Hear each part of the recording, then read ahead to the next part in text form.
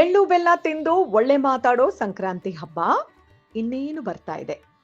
ಸಂಕ್ರಾಂತಿ ಹಬ್ಬದ ಬಲು ಮುಖ್ಯವಾದ ಆಚರಣೆಯಲ್ಲಿ ಎಳ್ಳು ಬೀರೋದು ಕೂಡ ಒಂದು. ಹೆಸರಿಗೆ ಎಳ್ಳು, ಆದರೆ ಅದರಲ್ಲಿ 5 ಪದಾರ್ಥಗಳು ಇರತ್ವೆ. ಮುಂಚೆ ಎಲ್ಲ ಮನೆಯಲ್ಲಿ ಅಮ್ಮಂದ್ರು ಅಚ್ಚುಕಟ್ಟಾಗಿ ಕೆಜಿ ಗಟ್ಟಲೆ ಎಳ್ಳನ್ನ, ಸಕ್ಕರೆ ಅಚ್ಚನ್ನ ತಯಾರಿಸ್ತಾ ಇದ್ರು. ಆದರೆ ಈಗ ಹೆಣ್ಮಕ್ಳು ಹೊರಗಡೆ ದುಡಿಯಕ್ಕೆ ಹೋಗ್ತಾರೆ. ಜೊತೆಗೆ ಕೆಲವರಿಗೆ ಕೆಲಸ ಗೊತ್ತು, ಮಾಡಕ್ ಟೈಮ್ ಇಲ್ಲ. ಇನ್ನು ಕೆಲವರಿಗೆ ಕೆಲಸನೂ ಗೊತ್ತಿಲ್ಲ, ಮಾಡಕ್ಕೂ ಟೈಮ್ ಇರಲ್ಲ. ಸೊ ಈ ರೀತಿ ಬೇರೆ ಬೇರೆ ಕಾರಣಗಳಿಂದಾಗಿ ಹೊರಗಡೆಯಿಂದ ರೆಡಿ ಇರುತ್ತಲ್ಲ ಎಳ್ಳನ್ನ ಕೊಂಡ್ಕೊಂಡು ಬಂದ್ಬಿಡ್ತಾರೆ. ಅದಕ್ಕಿಂತಾನು ಹೊರಗಡೆ ಎಳ್ಳು ಸಪ್ರೇಟ್ ಆಗಿ ಸಿಗತ್ತೆ. ಕಡ್ಲೆಕಾಯಿ ಬೀಜನೇ ಸಪ್ರೇಟು, ಬೆಲ್ಲ ಹೆಚ್ಚಿರೋದೇ ಸಪ್ರೇಟು, ಆಮೇಲೆ ಕೊಬ್ಬರಿನ ಸಣ್ಣದಾಗಿ ಹೆಚ್ಚಿರೋದು ಸಪ್ರೇಟು, ಹುರಿಗಡ್ಲೆ ಅಫ್ಕೋರ್ಸ್ ಸಿಕ್ಕೇ ಸಿಗತ್ತೆ, ಎಳ್ಳು.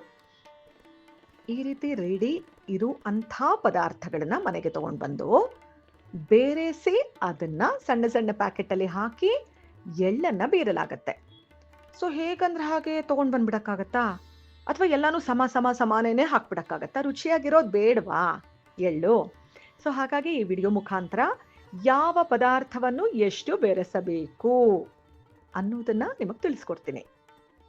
ಮೊದಲನೇದು, 1 ಬಟ್ಟಲು ಎಳ್ಳು ಹುರಿದಿರಬೇಕು. ಹಸಿ ಎಳ್ಳು ದಯವಿಟ್ಟು ತಗೋಬೇಡಿ, ಹುರಿದಿರುವಂಥ ಎಳ್ಳು ಅಥವಾ ಮನೆಗೆ ತಗೊಂಡು ಬಂದ್ಮೇಲೆ ಹುರ್ಕೋಬೇಕು ಅಷ್ಟೇ. 1 ಬಟ್ಟಲು ಎಳ್ಳು, 2 ಬಟ್ಟಲು ಕೊಬ್ಬರಿ ಎಲ್ಲ ಸಿಪ್ಪೆ ತೆಗೆದು ಸಣ್ಣದಾಗಿ ಹೆಚ್ಚಿರ್ತೀವಲ್ಲ, ಅಂದ್ರೆ ಹೊರಗಡೆ ಸಿಗುತ್ತಲ್ಲ, ಅದು 2 ಬಟ್ಟಲು. 4 ಬಟ್ಟಲು ಕಡಲೆಕಾಯಿ ಬೀಜನೂ ಹುರಿದು ಸಿಪ್ಪೆ ತೆಗೆದು ಆ ಕಡಲೆಕಾಯಿ ಬೀಜನ ಅರ್ಧ ಮಾಡಿ ಒಳಗಡೆ ಮೂಕನ್ನ ಕೂಡ ತೆಗೆದ್ಬಿಟ್ಟಿರ್ತಾರೆ, ಪಿತ್ತ ಜಾಸ್ತಿ ಆಗತ್ತೆ ಅಂತ. ಅಂದ್ರೆ ಕಡಲೆಕಾಯಿ ಬೀಜನ ಭಾಗ ಮಾಡಿದಾಗ ಒಂಚೂರು ಮೇಲ್ಗಡೆ ಮೂಕಿರುತ್ತಲ್ಲ, ನಿಮ್ಗೆಲ್ಲ ಗೊತ್ತು, ಅದು ಎಕ್ಸ್ಪ್ಲೈನ್ ಮಾಡೋ ಅಗತ್ಯ ಇಲ್ಲ. ಸೊ ಅದನ್ನು ತೆಗೆದು ರೆಡಿ ಇರುತ್ತಲ್ಲ, ಇದು 4 ಬಟ್ಟಲು. ಹುರಿಗಡಲೆ 4 ಬಟ್ಟಲು. ರೆಡಿ ಇರೋಂಥ ಹುರಿಗಡ್ಲೆ ನೀವು ಶೆಟ್ಟಿ ಅಂಗಡಿಯಿಂದ ಹುರಿಗಡ್ಲೆ ತಗೊಂಡು ಬಂದಾಗ ಅದರಲ್ಲಿ ಒಂಚೂರು ಅರ್ಧಂಬರ್ಧ ಕಟ್ಟಾಗಿ ಹೋಗಿರುತ್ತೆ, ಅದನ್ನೆಲ್ಲ ನೀಟಾಗಿ ಆರಿಸ್ಕೋಬೇಕು, ಆಯ್ತಾ? ಅದು 4 ಬಟ್ಟಲು. ಇನ್ನು ಬೆಲ್ಲ ತುಂಬಾ ಇಂಪಾರ್ಟೆಂಟು. ಎಷ್ಟು ಹಾಕೋದು ಬೆಲ್ಲ? ಆಕ್ಚುಲಿ ರುಚಿಯಾಗಿರ್ಬೇಕಲ್ವಾ ನಾವು ತಿನ್ನೋ ಅಂಥದ್ದು.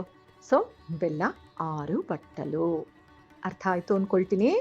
1 ಬಟ್ಟಲು ಎಳ್ಳು, 2 ಬಟ್ಟಲು ಕೊಬ್ಬರಿ, 4 ಬಟ್ಟಲು ಕಡಲೆಕಾಯಿ ಬೀಜ, 4 ಬಟ್ಟಲು ಹುರಿಗಡಲೆ, 6 ಬಟ್ಟಲು ಬೆಲ್ಲ. ಸೊ ನಿಮ್ಮ ಮನಸ್ಸಿಗೆ ಅನಿಸುತ್ತಲ್ಲ ಈ ಪದಾರ್ಥ ಚೆನ್ನಾಗಿದೆ, ಈ ಅಂಗಡಿಯಲ್ಲಿ ತಗೊಳ್ಬೋದು. ಸೊ ಆ ಥರ ಅನ್ನಿಸಿದಾಗ ಸಪ್ರೇಟ್ ಆಗಿರುವಂಥ ಪದಾರ್ಥಗಳನ್ನು ತಂದು ಈಗ ನಾನು ಹೇಳಿದ ಅಳತೆಯಲ್ಲಿ ದಯವಿಟ್ಟು ಮಿಶ್ರಣ ಮಾಡಿ. ಇದಕ್ಕೆ ನೀವು ಕಲರ್ ಜೀರಿಗೆನೂ ಸೇರಿಸ್ಕೋಬೋದು, ಸಕ್ಕರೆ ಕಾಳನ್ನು ಸೇರಿಸ್ಕೋಬೋದು, ಅಂದರೆ ಅದು ನಿಮ್ಮ ಇಷ್ಟ. ಆದರೆ ಮುಖ್ಯವಾಗಿ ಎಳ್ಳು ಅಂದಾಗ ಬರೋದು ಈ 5 ಪದಾರ್ಥಗಳು ಮಾತ್ರ.